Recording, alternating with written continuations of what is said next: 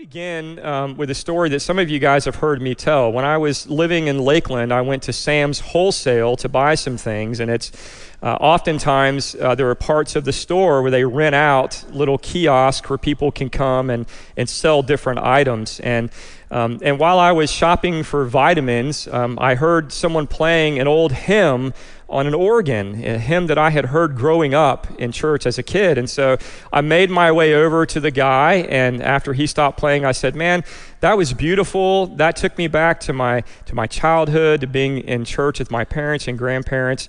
And just a beautiful song. Thank you so much." And he just kind of looked at me and said, "Are you saved?" It's like, well, that's kind of an abrupt question. Are you saved? And I was kind of caught off guard, and I said, "Well, I'm a United Methodist pastor." And he said, "I'm going to ask you again, are you saved?" And it reminded me that in some forms of Christianity, there is an authoritarianism that insists on a particular view of salvation. I'm sure that many of you were exposed to this growing up in the church. A preacher gives a fire and brimstone sermon to elicit guilt and the fear of dying and going to hell. Then an altar call is made, and a person gets saved by reciting a sinner's prayer in which they confess their sins with genuine remorse, ask God to forgive them, and then make resolute commitments to stop sinning. In an instant, you are converted from a child of the devil, destined for hell, to a child of God, destined for heaven. If you are truly saved in this view, then you should be able to tell the story of this mountaintop experience, including the date and time of its occurring. And it should change your behavior too. Namely, good Christians attend church every Sunday and volunteer multiple times a week. And they give lots of money to support different ministries in the church. In both the attendance, the volunteering, and the giving, all of this is done in service to a larger program, which is moral and spiritual self-development. And while some people describe their conversion in this way, it doesn't match the experience of all Christians, especially those who are recovering from an addiction. They don't define sin primarily as breaking moral rules. They are not motivated by fear and guilt. They cannot pinpoint a mountaintop experience in which they were saved. They don't think about salvation as wallowing in shame to earn God's forgiveness, making more resolute commitments to being good, or exercising discipline in a self-improvement plan. And they don't mistake being a good Christian for attending church every time the doors are open or giving lots of money during the offering.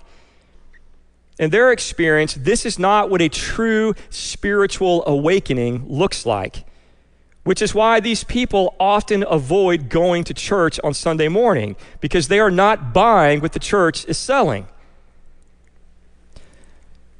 For some of these Christians, working the 12 steps of Alcoholics Anonymous in some recovery program has led to a new understanding of the human condition, our desperate need for God, and what salvation looks like in real life. For them, the real problem is not breaking moral rules. It is a misplaced love that breaks our relationship with God and leads to spiritual sickness and slavery. Instead of loving God with all of our heart, mind, soul, and strength, and trusting God to heal and free and guide us in a new way of life, we curve in on ourselves. Instead of giving our love to the Creator, we give it to something in creation and expect it to save us or secure us. This is the definition of idolatry. And the Bible tells us that we become what we worship. It says in Psalm 115 that our idols have mouths but cannot speak, eyes but cannot see. They have ears but cannot hear. They have hands but cannot feel, feet but cannot walk. And here's the important line: those who make them will be like them. We become as impotent as the idols we worship. We cannot see God, hear God, cry out to God, or move toward God. Cut off from the source of life, love, and liberty, we unwittingly but defiantly double down on our idolatry, demanding that the things of this world do for us what only God is capable of doing. And these failed efforts lead to blind repetition. And repetition leads to attachment. And attachment leads to spiritual sickness and slavery, sometimes culminating in a full-blown addiction. And in this way, we give all of our love to something that cannot love us back, at least not in a way that is healing and life-giving. Some people see the problem of sin and addiction as moral weakness or a lack of willpower, especially when facing the difficulties of life. And they think, well, if they would just try harder, then they could do better. And this view not only encourages judgmentalism, but keeps people trapped in their self-destructive patterns by increasing their shame and depriving them of the real solution. Rather than moral weakness, the dynamics of sin and addiction chronically frustrate our desire to truly love and be loved by God and others. And this leads to a sickness of the soul marked by slavery. As Paul says in Romans 7, I do not do the good I want to do, but the evil I do not want to do. And so since the problem is misplaced love, the solution has to include some kind of reconciliation. Since the problem is a sickness of the soul, the solution has to have healing. Since the problem is a form of slavery, the solution must involve being set free. And none of this can be accomplished by feeling more shame or trying harder to be good. Only God can save.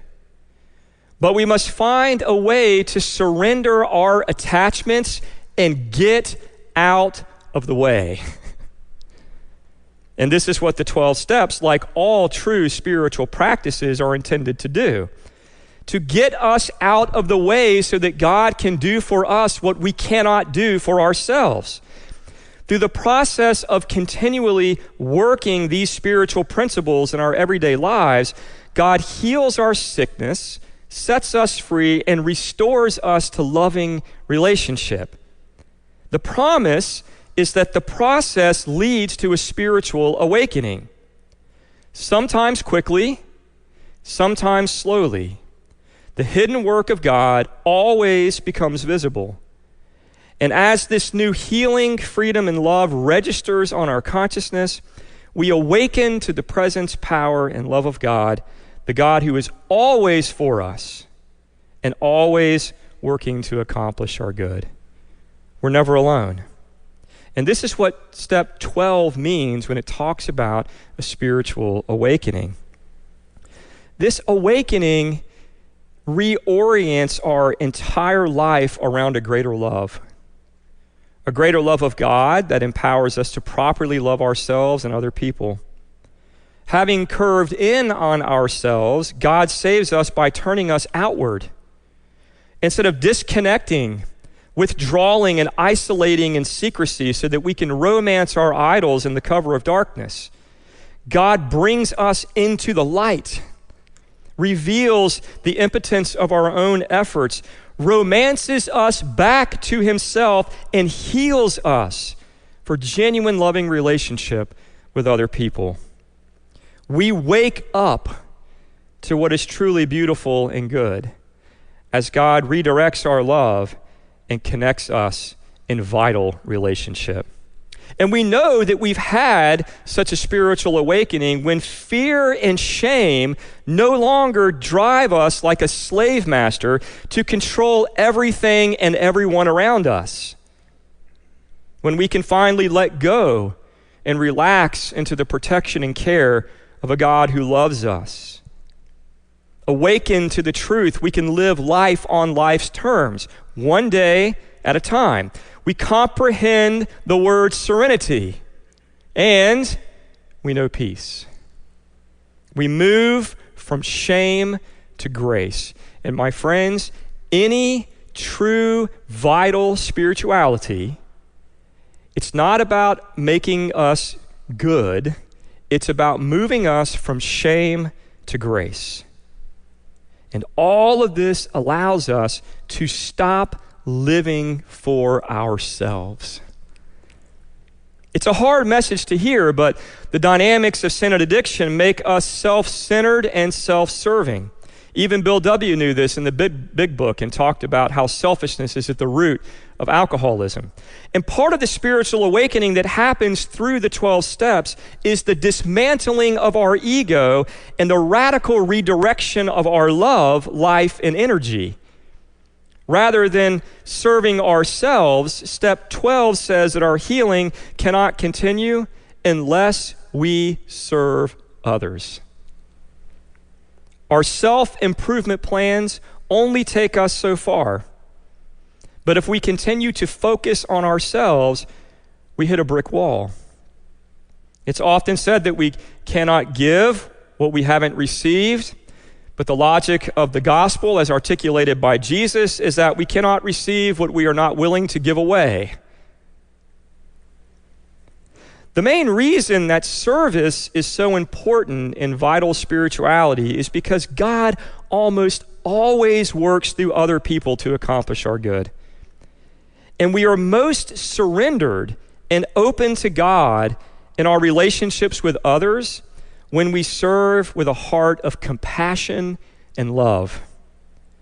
But it's not just any service.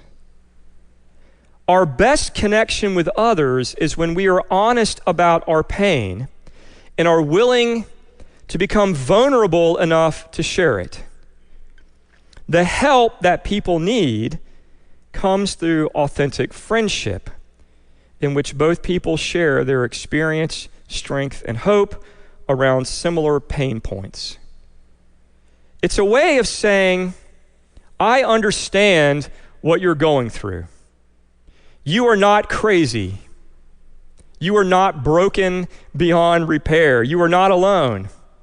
It's a way of saying God is real and that God can help you just like God helped me. There are proven spiritual practices that can open you to the presence and power of God. It's a way of saying this takes time, but God can get you out of the way and do for you what you cannot do for yourself if you are willing to let go.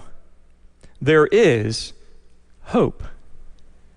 In other words, we serve by sharing good news. And when we share good news, we share our stories. And when we share our stories, we share ourselves, our hearts, our souls with other people. In the language of step 12, we carry the message of recovery to others who are struggling. But carrying this message involves helping them apply the spiritual principles of the 12 steps in their own life. And this requires a willingness to be a true friend.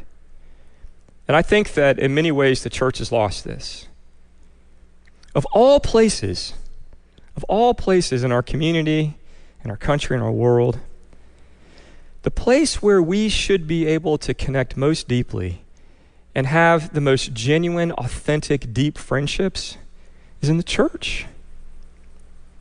But we focus so much on our self-improvement plans and being good and, making sure we attend church every time the doors are open, and we lose sight of the fact that it's all about loving relationship, and it starts by being reconciled to God in Christ. That's the first loving relationship that's restored, but then that's supposed to heal and empower us to deeply connect with other people and to make deep, authentic friendships, knowing that becoming like Jesus is way too hard for any of us to do on our own.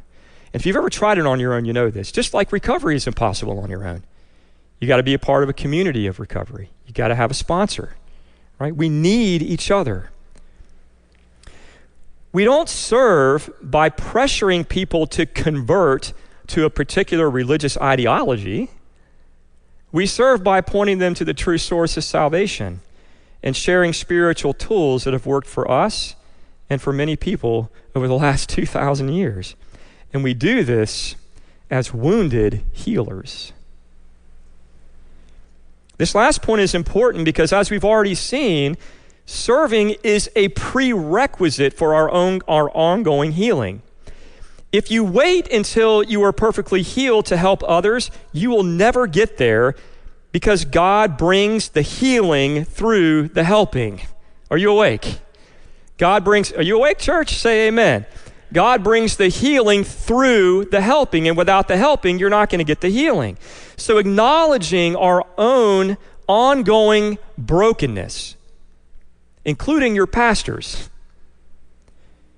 acknowledging our ongoing struggle with self-destructive habits and sin, we offer ourselves and our stories as a gift to others, trusting that God will work through all of our imperfections to bring someone else good medicine. Remember, you cannot receive what you do not give away. And so, putting all of this together, we see that our healing, our salvation, is a journey of intensification. It's a process. Step 12 ends by inviting us to, and I quote, practice these principles in all our affairs. While it's important to thoroughly work each step in numerical order with a sponsor or trusted friend, if we want a spiritual awakening, we don't just simply work the steps once and leave them behind. As we return to them over and over, they become a way of life. And that way of life is not a vicious circle, it's a spiral. Do you know the difference? A vicious circle is just doing the same thing over and over again and getting the same result. A spiral is doing the same thing over and over again, but having some forward momentum going forward. A journey of intensification. Every day, we admit our powerlessness over self-defeating thoughts, attitudes, and behaviors, and how our lives are unmanageable when we try to control everything. And every time that we work this step, we become more convinced of our powerlessness, lack of control, and desperate need for help, which begins the process of dismantling our ego and getting us out of the way. Every day, we come to believe in a power greater than ourselves who can restore us to sanity, right? And I don't know about you, but just being vulnerable here, sometimes I really believe in God. Like, in my core, I just know that God is there. But there are other times I struggle. There are days that I wake up and think, do I really believe all this stuff? And so every day there's a commitment, right, to discovering a power greater than myself.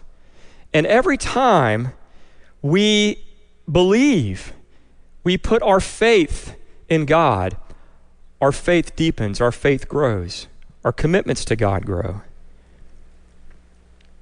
Every day we make a decision to surrender our life and our will over to the care of this God. And every time we make this decision, we become more convinced that a loving God is with us and for us, and are empowered to surrender more fully and more deeply. Every day we do a personal moral inventory, take responsibility for our failings, confess our sins to God, and share our shortcomings with a trusted friend for accountability. And every day that we work these steps, we discern patterns and get a clearer picture of our true condition. With deeper understanding of the problem, we can ask for a solution that actually works. We can ask God to make us willing to have our character defects removed. And every day that we work this step, God makes us more willing to let those things go. This increased willingness empowers us to sincerely pray and ask God to remove them. And every day that we work this step, our faith in God can and will remove the roots of sin and addiction. We also think through our day and ask God to show us who we have hurt and where we should make amends. And every day that we work this step, God reveals more. giving us greater opportunities to participate in the healing of others. Every day we ask God to make us willing to make amends to everyone we've injured, even the ones that terrify us, even the ones that we say, there's no way I'm going to go make amends with that person. And every time we work this step, God gives us more courage and more willingness. And every day that we have an opportunity to make amends without further injuring others, we do. And every time we work this step, we get better at making amends, helping more people heal and grow spiritually as a result. Every day we seek to improve our conscious contact with God through prayer and meditation, asking only for God's will and the power to carry it out. And every time we work this step, we get closer to God. We get more clarity about God's will, and we find more strength to say yes to God and no to ourselves. And finally, every day we serve others by sharing the good news of how God is healing and liberating us, one day at a time. And we make this message credible by continuing to practice all these spiritual principles in every area of life. Do you see? Now, if you're new with us, that was a lot. This is the last message in a series on all 12 steps. But one step builds on the other continuously in this journey of intensification in which we go deeper and deeper into our true self, into our own heart, and deeper in love with God, deeper and deeper in love with others. And as we repeatedly work these steps in all of our affairs, we become more spiritually awake and alive. It's not a magic trick, no matter what the snake oil salesman tells you. It's not about making you feel so afraid and guilty of the bad things that you've done so that you will say a scripted prayer and bibbity-bobbity-boo, you're a child of God, destined for heaven, and everything else is lollipops and candy canes. That is a lie.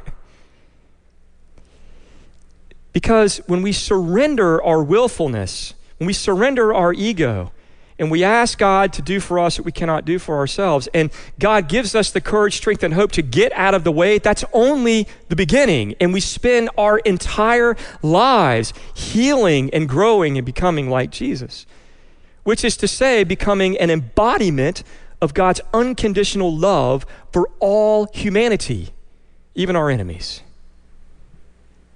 And so, it's this process of working these spiritual principles, and we become more spiritually awake and alive. We become more free and more healed. We become of greater use to God and others, so that no matter how far down the scale we have gone, God can still use us as good medicine. We discover a new way of life, what Jesus called abundant life. And life is good. When we work through all 12 steps, we should be able to look back in retrospect and see a clear path to spiritual transformation and abundant life. As I mentioned 2 weeks ago, if you are wrestling with an addiction, I strongly encourage you to find a recovery group so that you can make supportive friends who understand your struggles and can guide you through the steps. I'm aware that there are certain churches that look upon 12-step groups with suspicion. I don't understand that. We have an AA group that meets at our church every Friday night, and there are groups that meet all over the place. If you have an addiction, I guarantee you, if you type in whatever behavior you're dealing with and addiction and groups on the internet, you'll get meetings all over Brevard County multiple times a day, every day. You'll find something. And so I really want you, if you're dealing with an addiction, to not try to do it on your own, but to get into a recovery program and let folks who are a little ahead of you on the journey guide you forward. But I know that many people here, maybe most people here, are not struggling with addiction in the clinical sense, but I want to make something similar available to you if you're struggling, maybe not with an addiction, but a hurt, habit, or hang-up that you just can't lick, and you're interested in working the 12 steps on that behavior. If we have enough interest, I'm going to start a new small group on August the 21st devoted to explaining the steps and helping you find an accountability partner with whom you can work the 12 steps. I will meet with the group monthly for 12 months to explain each step, and you will meet with your accountability partner once a week. If you are interested in learning more, I'm going to hold an information meeting on August the 14th to give more information and to answer your questions. And you can sign up by making a note on your Connect card or just sending me an email, either personally or through the church office. So take a deep breath. When I don't preach for 2 weeks, I know it's like a fire hydrant because it's like a fire pent up in my bones. I want to end this morning with one of my favorite prayers. It's a prayer that I said every day for many, many months. And it's printed on a handout in your bulletin.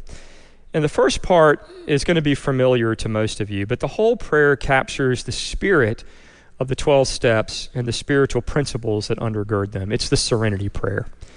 So I invite you to take that handout. If you haven't seen the whole serenity prayer, I hope that you'll take this home with you and not just say the first 3 lines, but go through the whole prayer because it is really, really powerful. Will you join me in prayer? God, grant me the serenity to accept the things I cannot change, courage to change the things I can, and the wisdom to know the difference.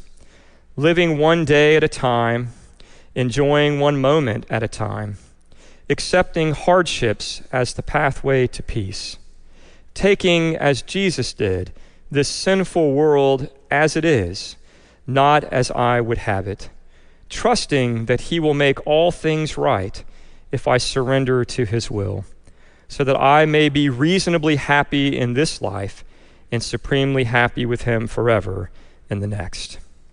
Hey everyone, it's Pastor Mark, and I want to thank you for tuning in. I also want to thank First United Methodist Church of Cocoa Beach, which helps make this ministry possible. If you would like to make a donation to the church, go to our church website, fumccb.com. Also, if you're in town, I hope that you will visit one of our services in person so that we'll have an opportunity to meet.